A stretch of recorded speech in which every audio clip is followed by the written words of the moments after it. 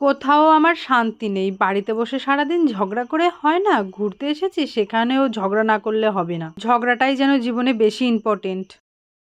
আমার হাসব্যান্ড কাজের সূত্রে যেহেতু বাইরে থাকে তাই আর আমার তেমন একটা ঘুরতে যাওয়া হয় না। ছেলে কয়েকদিন ধরে বায়না করছে যে মা একটু পার্কে ঘুরতে নিয়ে যাবে। তো আমি বলেছিলাম যে তোমার বাবা যখন আসবে তখন আমরা পার্কে ঘুরতে যাব।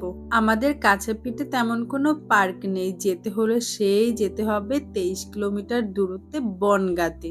আমার একার পক্ষে ছেলেকে নিয়ে যাওয়া একদমই অসম্ভব, তাই আর যাওয়া হয়নি।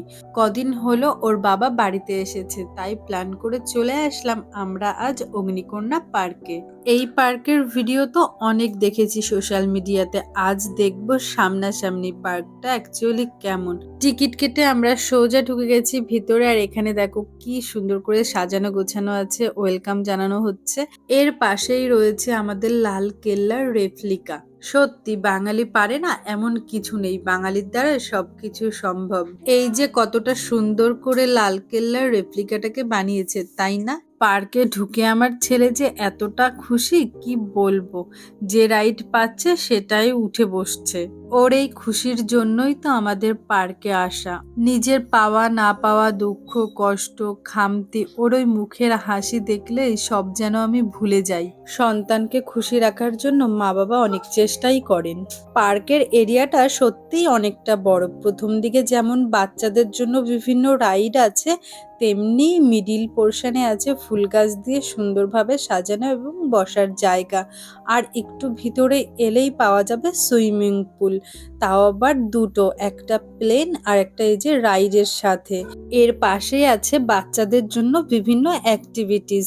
যেহেতু আমরা গিয়েছিলাম উইন্টার সিজনের শেষের দিকে, উইন্টারের পুরো সময়টাই সুইমিং পুলগুলো বন্ধ থাকে, সামারে আবার ওপেন হয়। আমরা এসেছিলাম শুধু ঘুরতে, সুইমিং এর উদ্দেশ্যে আসেনি। আর দেখতেই পারছো জলগুলো পুরো শ্যাওলা পড়ে সবুজ হয়ে গেছে। এখন সুইমিং পুলগুলো পরিষ্কার পরিচ্ছন্ন করা হবে, সামার আসতে না আসতে আবার রিওপেন করা হবে। সুইমিং পুলের পাশেই নতুন তৈরি হয়েছে তাজমহলের রেপ্লিকা, দেখতে কিন্তু ভারী সুন্দর জিনিসটা। দেখতে দেখতে কখন যে সন্ধ্যা হয়ে গেছে আমরা বুঝতেই পারিনি। মনে হচ্ছিল যেন আরেকটু এখানে থাকতে পারলে ভালোই হতো।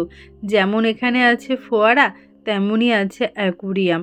অ্যাকুরিয়ামের মাছগুলো যে এতটা বড় আর এতটা সুন্দর লাগছিল কি বলবো। তোমরাই দেখে নাও মাছগুলো কত বড় বড়। আর এই হলো পুরো অ্যাকুরিয়ামটা, দেখো কত সুন্দর করে সাজানো, তাই না?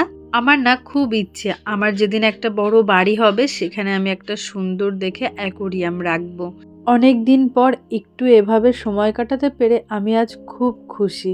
ঘোরা তো অনেক হলো, এবার হলো পেট পুজোর পালা। অমনি আমি বর্মশাইকে বললাম বনগাঁয় যখন এসেছি চলো না একটু রেস্টুরেন্টে যাওয়া যাক। সোজা আমরা চলে আসলাম বনগাঁর এই রেস্টুরেন্ট রান্নাঘরে। আমার বর অবশ্য এইসব রেস্টুরেন্টে যাওয়া বেশ একটা পছন্দ করে না, ওই আমি যদি একটু বায়না করি তাহলে আর কি নিয়ে আসে। আর বনগাঁ রেস্টুরেন্ট ওর অবশ্য জানা ছিল না কোথায় কোথায় আছে, যেহেতু আমাদের বাড়িটা বনগাঁ থেকে অনেক দূরে, সেই কারণে রেস্টুরেন্ট খোঁজা নিয়ে আমার আর ওর মধ্যে একটু তর্কাতর্কি লেগে গেছিল। আর জানো তো আমরা রেস্টুরেন্টের সামনে এসে রেস্টুরেন্ট খুঁজে বেড়াচ্ছিলাম, একবার একটু উপরের দিক তাকিয়ে দেখছিলাম না যে এইখানেই রেস্টুরেন্টগুলো আছে। না পেরে আমি যখন বাড়ি ফেরার কথা বলেছি অমনিই পিছন ঘুরতে না ঘুরতেই দেখি ওখানেই এই রেস্টুরেন্টটা রয়েছে। তারপরে আর কি বর আমাকে টানতে টানতে নিয়ে আসলো রেস্টুরেন্টের ভিতরে। আর এসেই ছেলের বায়না মা আমি চিকেন ললিপপ খাবো। তো এই যে আমি চিকেন ললিপপটা অর্ডার করেছিলাম, আর সাথে ছিল বাটার নান উইথ চিকেন চাপ। চিকেন ললিপপটা সেই টেস্টি ছিল খেতে, বাটার নান ওই যা হোক চালিয়ে দেওয়ার মতো।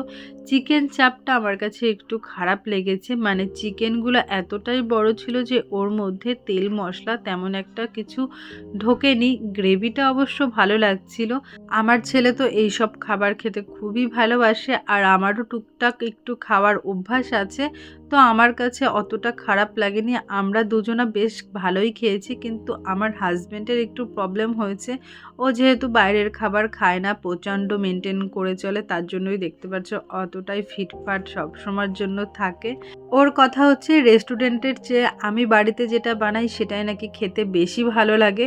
তো আমার বাড়িতে বানানো হয় এরকম টুকিটাকি চিকেন চাপ, চিকেন ললিপপ, চিলি চিকেন, তারপরে বিভিন্ন হচ্ছে ফ্রায়েড রাইস, বিরিয়ানি, এটা ওটা সব কিছুই আমার ওরই জন্য বাড়িতে বানাতে হয়, যেহেতু ও বাইরে খায় না।